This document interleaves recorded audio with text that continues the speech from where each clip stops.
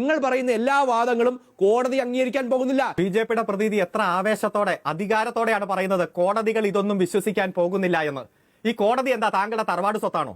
എന്താ ബിജെപിക്ക് തീരെഴുതിയതാണോ? നിങ്ങൾ ആരെയായി വരട്ടണേ? ഈ സുപ്രീം കോടതി തന്നെ പറഞ്ഞല്ലോ, നിങ്ങളുടെ ഏറ്റവും അഭിമാന സംസ്ഥാനമായ ഉത്തർപ്രദേശിൽ ഒരു തരത്തിലും ക്രമസമാധാന പരിപാലനമില്ല, ക്രമസമാധാനം തകർന്നു എന്ന് പറഞ്ഞല്ലോ.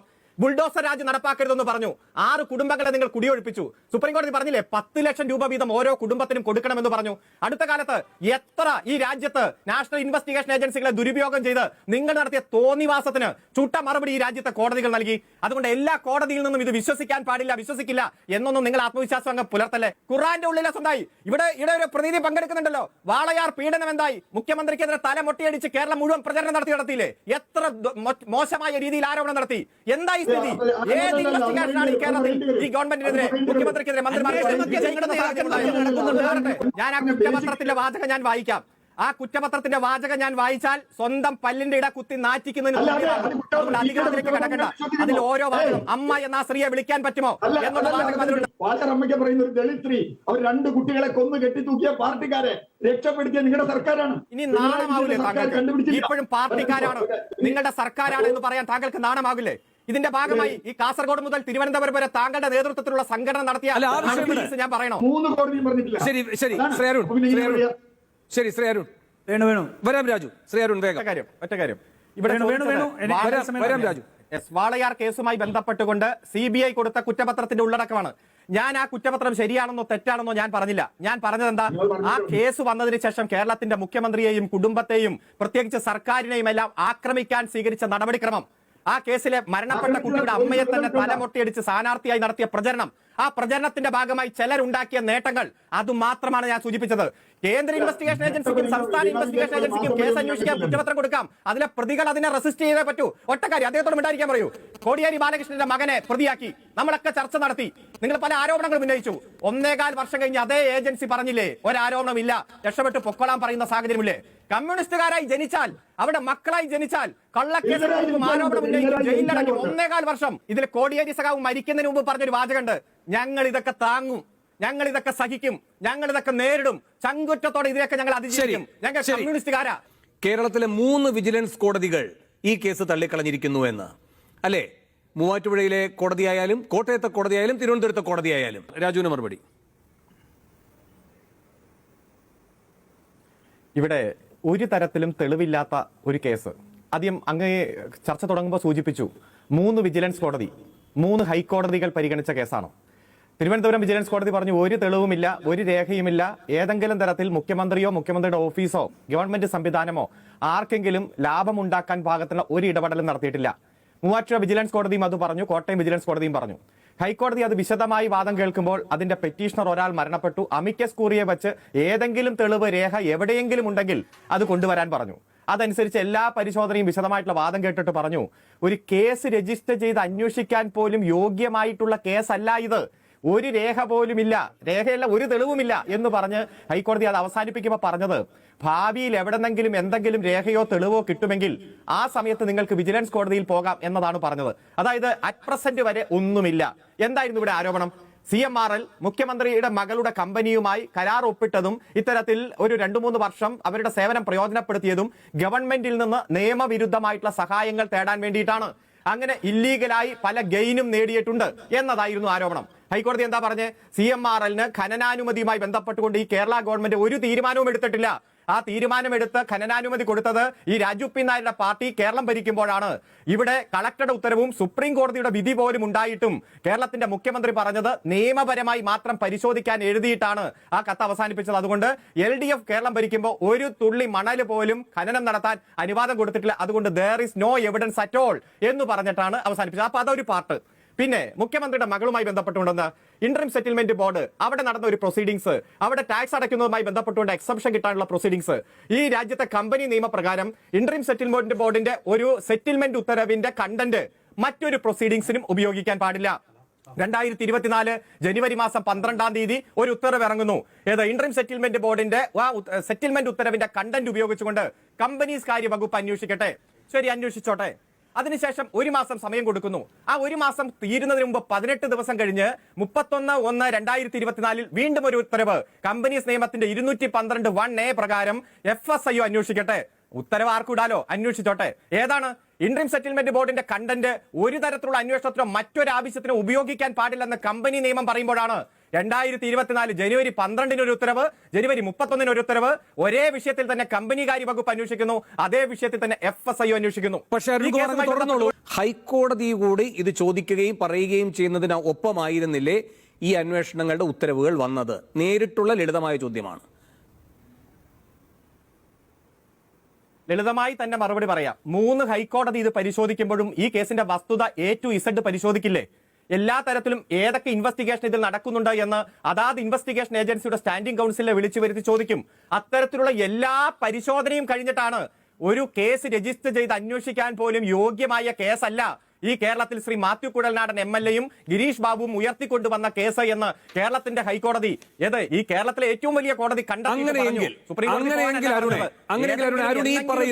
അരുൺ ഈ പറയുന്ന കാര്യങ്ങളെല്ലാം ശരിയാണ്. കേരളത്തിൽ നടന്ന നിയമയുദ്ധത്തിന്റെ കാര്യത്തിൽ 3 വിജിലൻസ് കോടതികളുടെ കാര്യത്തിലായാലും കേരള ഹൈക്കോടതിയുടെ കാര്യത്തിലായാലും നിസ്തർക്കമാണ്. അരുൺ പറയുന്ന എല്ലാം ശരിയാണ്. പക്ഷേ ഡൽഹി ഹൈക്കോടതിയും കർണാടക ഹൈക്കോടതിയും ഈ പറയുന്ന CMRLന്റെയും വീണയുടെയും എല്ലാം ഹർജി തള്ളിക്കൊണ്ട് ഇതിൽ അന്വേഷണം മുന്നോട്ട് പോകട്ടെ എന്ന് പറഞ്ഞിട്ടുണ്ട്. അതെങ്ങനെയാണ്? ഒരിക്കലുമില്ല. തെറ്റിദ്ധരിപ്പിക്കല്ലേ മിസ്റ്റർ വേണു. ഈ കേസിൽ എനിക്ക് സമയം തന്നാൽ മതി, എത്ര സ്ഫുടമായി ലളിതമായി പറയാൻ ഞാൻ തയ്യാറാണ്. മുമ്പ് ഇവിടെ ബാംഗ്ലൂർ ഹൈക്കോടതിയിൽ കേസ് കൊടുത്തത് ആരാ? വീണ വിജയനാണ്. എന്തായിരുന്നു പ്രയർ? ഇവിടെ ഒരേ സമയത്ത് 2 ഇൻവെസ്റ്റിഗേഷൻ ഏജൻസി ഒരേ കാര്യത്തിൽ അന്വേഷിക്കുന്നു. ഞാൻ ആദ്യം സൂചിപ്പിച്ചത് തന്നെ സെക്ഷൻ 212(1)(a) പ്രകാരവും സെക്ഷൻ 212(1)(a) പ്രകാരവും FSIO-വും അതുപോലെ കമ്പനികാര്യ വകുപ്പും ഒരേ വിഷയം അന്വേഷിക്കുന്നു. ആദ്യത്തെ ഇൻവെസ്റ്റിഗേഷൻ കഴിയട്ടെ, അതായിരുന്നു ചോദ്യം. അപ്പോ എന്തായിരുന്നു FSIO-യുടെ മറുപടി? FSIO-യുടെ മറുപടി പറഞ്ഞത്, ഞങ്ങൾ ഈ കേസല്ല അന്വേഷിക്കുന്നത്, ഞങ്ങൾ അന്വേഷിക്കുന്നത് ഇതിൽ 135 കോടി രൂപയുടെ ഫ്രോഡ് നടന്നിട്ടുണ്ട്. അതായത് ഒരു തരത്തിലും ഒരു പ്രതിഫലമില്ലാതെ അല്ലെങ്കിൽ ഒരു സേവനമില്ലാതെ മറ്റു തരത്തിലില്ലാതെ രാഷ്ട്രീയ പാർട്ടികൾ, മാധ്യമങ്ങൾ, ഉത്സവ കമ്മിറ്റി, പള്ളി കമ്മിറ്റി അവരെല്ലാം മേടിച്ചിട്ടുണ്ട് 135 കോടി. അതാണ് മെയിൻ ഇൻവെസ്റ്റിഗേഷൻ. അതിനിടയിൽ ആനുപാതികമായിട്ടുള്ള മറ്റു കാര്യങ്ങൾ കൂടി വരുന്നുണ്ട്. ബാംഗ്ലൂർ ഹൈക്കോടതിയുടെ ഉത്തരവ് താങ്കളൊന്ന് വായിച്ചാൽ മനസ്സിലാകും. അതുകൊണ്ട് പ്രഥമമായിട്ടുള്ള ഇൻവെസ്റ്റിഗേഷൻ 135 കോടി രൂപ, അതുപോലെ മൊത്തത്തിൽ മറ്റു പണം എല്ലാം കൂടി 182 കോടി രൂപയുടെ ആ അന്വേഷണമാണ് നടക്കുന്നതെന്ന് പറഞ്ഞപ്പോൾ പറഞ്ഞു അന്വേഷണം നടത്തിക്കോട്ടെ എന്ന് പറഞ്ഞു. ഒരേ കാര്യത്തിൽ 2 വിഷയം, അതൊരു ഏറ്റവും പ്രൈമറി ആയിട്ടുള്ള ഇൻവെസ്റ്റിഗേഷൻ അല്ല എന്നതാണ് FSIO അവിടെ പറഞ്ഞത്. പിന്നെ താങ്കൾ പറഞ്ഞു ഡൽഹി ഹൈക്കോടതി തള്ളിയില്ലേന്ന്. ഡൽഹി ഹൈക്കോടതി തള്ളിയിട്ടില്ല. ഡൽഹി ഹൈക്കോടതിയിലെ കേസ് പെൻഡിംഗ് തന്നെയാണ്. 23/8/2024, 30/8/2024, 2/9/2024. ആ 2/9/2024 ഡൽഹി ഹൈക്കോടതി FSIO-യോട് പറഞ്ഞു, during the pendency of this writ petition the final complaint or report shall not be filed before any authority. Oral submission പറഞ്ഞു, അത് കൃത്യമായി തന്നെ നോട്ട് ചെയ്തു. പിറ്റേ ദിവസം വന്ന പത്രം, ഈ കേരളത്തിലെ മലയാള പത്രങ്ങളും ഇംഗ്ലീഷ് പത്രങ്ങളും അടക്കം അതുപോലെ ലോ റിപ്പോർട്ടിംഗ് ഏജൻസികളെല്ലാം കൃത്യമായി ആ ഇൻട്രീം ഓർഡറിനെ കുറിച്ച് റിപ്പോർട്ട് കൊടുത്തു. അതിനുശേഷം വാദം കേൾക്കുന്നു. ഡിസംബർ മാസം 4 വാദം കേട്ട് 23/12/2024 ഈ കേസ് വിധി പറയാൻ മാറ്റുകയാണ്. ആ വിധി പറയാൻ മാറ്റിയ കേസ്, അതായത് ഈ കേസിൽ വിധി പറയുന്നത് വരെ ഇതിന്റെ കംപ്ലൈന്റ് കുറ്റപത്രം സമർപ്പിക്കരുത് എന്ന് പറഞ്ഞ കേസ് നമ്മൾ കണ്ടല്ലോ. കഴിഞ്ഞ മാസം വൈകുന്നേരം പത്രദൃശ്യ മാധ്യമങ്ങൾക്ക് ഒരു സമ്മറി ഓഫ് ചാർജ് കിട്ടുകയാണ്. ആ സമ്മറി ഓഫ് ചാർജ് കിട്ടിയപ്പോൾ വിധി പറയാൻ മാറ്റിയ ജഡ്ജിക്ക് ട്രാൻസ്ഫർ എന്ന് പറഞ്ഞൊരു വാർത്ത വന്നു. അപ്പോൾ സമ്മറി ചാർജ് പത്രങ്ങൾക്ക് കിട്ടി. വൈകുന്നേരമായപ്പോഴേക്കും വാർത്ത വന്നു, ദേ മുഖ്യമന്ത്രിയുടെ മകൾക്കെതിരെ കുറ്റപത്രം. ഇന്നലെയും മിനിങ്ങാന്നും എല്ലാം ഡൽഹി കോടതിയിൽ ഇന്നും വാദം നടന്നു. ആ വാദം നടന്ന എന്താ? ഇങ്ങനെ ഒരു ചാർജ് സബ്മിറ്റ് ചെയ്തിട്ടുണ്ടോ? ഇത്തരത്തിൽ ഇൻട്രീം ഓർഡർ നിലനിൽക്കുമ്പോൾ അത്തരത്തിലൊരു ചാർജ് കൊടുത്തത് കണ്ടന്റ് ഓഫ് കോർട്ടാണ്. ഈ 2 വിഷയത്തിലുള്ള പരിശോധനയാണ് നടന്നത്. അപ്പോഴെന്താ വാദം കേൾക്കുന്ന ജഡ്ജി പറഞ്ഞു, എന്റെ മുന്നിലേക്ക് ഈ കേസ് ഒരു തവണയേ വന്നുള്ളൂ. അത് വന്നപ്പോൾ ഞാൻ ജൂലൈ മാസത്തിൽ വാദം കേൾക്കാൻ ഡേറ്റ് ആണ് തന്നത്. പഴയ ജഡ്ജ് ഇത് കേട്ട് വാദം കേട്ട് വിധി പറയാൻ മാറ്റിയ ജഡ്ജിന്റെ മുമ്പിലാണ് അണ്ടർടേക്കിംഗ് നടന്നത്. ഇത് ചാർജ് കൊടുക്കരുതെന്നുള്ള ഉത്തരവ്. അതുകൊണ്ട് ചീഫ് ജസ്റ്റിസിന്റെ മുന്നിലേക്ക് ഈ കേസ് വിട്ട് ട്രാൻസ്ഫർ ആയാലും ആ ജഡ്ജി പോയിട്ടില്ല. അതുകൊണ്ട് ആ ജഡ്ജി തന്നെ കേൾക്കട്ടെ എന്നൊരു തർക്കമാണ് നടന്നത്. ഇവിടെ ഒരു തരത്തിലും കുറ്റപത്രം കൊടുക്കരുത് എന്നോ ഇൻവെസ്റ്റിഗേഷൻ സ്റ്റേ ഇല്ല എന്നതല്ല, മറിച്ച് ഇവിടെ നടന്ന കോടതി പറഞ്ഞ കാര്യം പാലിക്കാതെ കുറ്റപത്രം കൊടുത്തിട്ടുണ്ടോ? 2, കുറ്റപത്രം കോടതിയിൽ കൊടുക്കുന്നതിന് മുമ്പ് തന്നെ അതിന്റെ സമ്മറി പത്രക്കാർക്ക് ലീക്കേജ് ചെയ്ത് കൊടുക്കുന്ന ഇൻവെസ്റ്റിഗേഷൻ ഏജൻസിയുടെ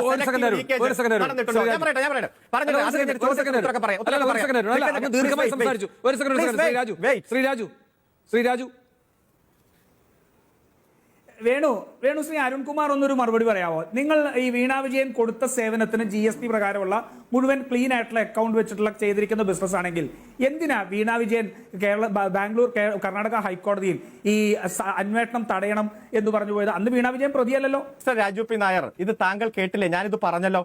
കമ്പനി കാര്യ നിയമത്തിന്റെ സെക്ഷൻ 210 പ്രകാരം 2024 ജനുവരി 12 കമ്പനി കാര്യ വകുപ്പ് ഒരു ഉത്തരവിറക്കി. ഏത് രജിസ്ട്രാർ ഓഫ് കമ്പനീസ് ഈ വിഷയം അന്വേഷിക്കട്ടെ. ഏത് വിഷയം? ഇന്ററിം സെറ്റിൽമെന്റ് ബോർഡിന്റെ ആ ഉത്തരവുമായി ബന്ധപ്പെട്ടുള്ള കണ്ടന്റ് മുഴുവൻ പരിശോധിച്ച് ഈ CMRL-ഉം എക്സാലോജിക്കും തമ്മിലുള്ള സേവനം, പ്രതിഫലം, മറ്റു കാര്യങ്ങൾ അന്വേഷിക്കട്ടെ. ഉത്തരം കേൾക്കാനുള്ള മര്യാദ കാണിക്കണം. അത് അന്തസ്സാണ്.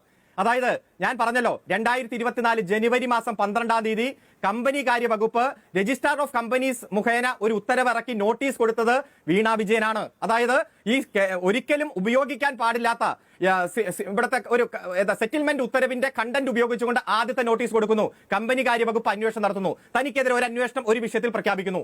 18 ദിവസം കഴിഞ്ഞ് 31/1/2024 ഇതേ FSIO കമ്പനി കാര്യ വകുപ്പിന്റെ കമ്പനി നിയമത്തിന്റെ സെക്ഷൻ 212 പ്രകാരം അടുത്ത നോട്ടീസ്. 2 നോട്ടീസ് കിട്ടുന്നു. 2 ഇൻവെസ്റ്റിഗേഷൻ ഒരേ വിഷയത്തിൽ നടക്കുന്നു. അപ്പോൾ പിന്നെ ഇത്രയും കേന്ദ്ര ഇൻവെസ്റ്റിഗേഷൻ ഏജൻസി ഇൻവെസ്റ്റിഗേഷൻ നടക്കുമ്പോൾ അതിനെതിരെ പോകുന്നു.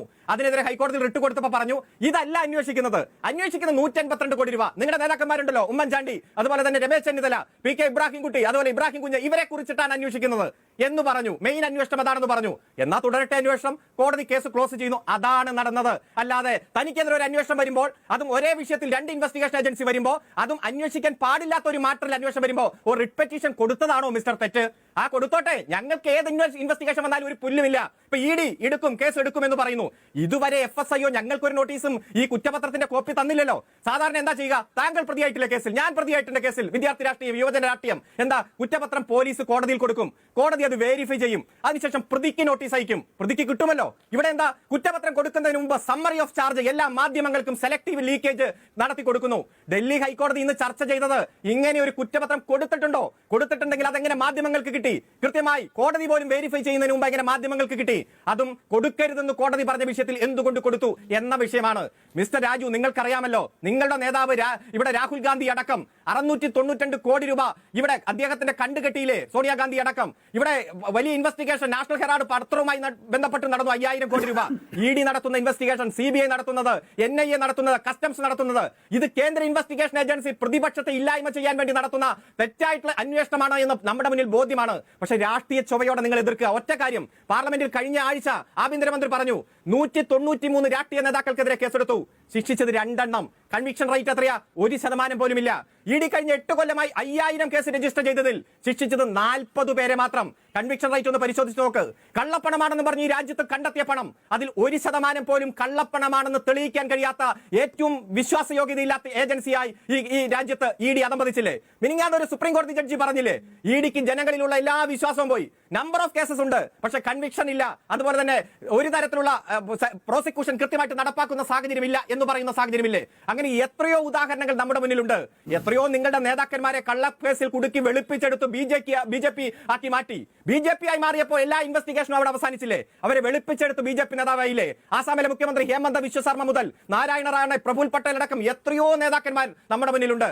അതുകൊണ്ട് ഇന്ത്യയിൽ തുടരുന്ന ഏക കമ്മ്യൂണിസ്റ്റ് ഗവൺമെന്റിനെ തകർക്കുക എന്ന ലക്ഷ്യത്തോടെ സെലക്ടീവ് പ്രോസിക്യൂഷനുമായി EDയും കസ്റ്റംസും അതുപോലെ ആദായ നികുതി വകുപ്പും എല്ലാം ഇറങ്ങി തിരിച്ചിരിക്കുന്നു. അതുകൊണ്ട് ഞങ്ങൾ പറയുന്നു, ഞങ്ങൾക്ക് ഒരു പേടിയുമില്ല. ഇവിടെ CMRലെ ചില ഉദ്യോഗസ്ഥന്മാരെ ഇന്ററിം സെറ്റിൽമെന്റ് ബോർഡ് വിസ്തരിച്ചു.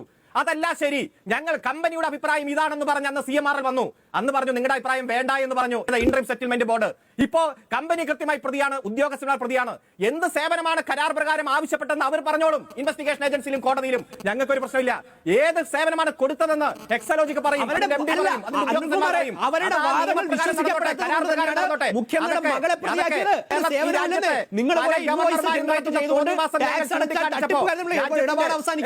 രാജ്യത്തിന്റെ വലിയ ഗവർണർമാർ നടത്തിയ തോന്നിവാസം ഞങ്ങൾ ചൂണ്ടിക്കാണിച്ചപ്പോൾ നിങ്ങൾ ഇങ്ങനെയാ പറഞ്ഞത്. ഗവർണർമാർ പറയുന്നു ശരി, RSS കേന്ദ്രത്തിലെ കുറിപ്പടി അനുസരിച്ച് പ്രവർത്തിക്കുന്നത് ശരി. എന്താ സുപ്രീം കോടതി പറഞ്ഞ്? മര്യാദയ്ക്ക് ഉപദേശം, മന്ത്രിസഭയുടെ ഉപദേശം കേട്ടുകൊണ്ട് അടങ്ങി ഒതുങ്ങി ഇരിക്കണമെന്ന് ഗവർണർമാർക്ക് കൊടുത്തില്ലേ? നിങ്ങൾ വരട്ടാൻ നിൽക്കണ്ട. നീ നിയമ സംവിധാനത്തിൽ വിശ്വാസമുള്ള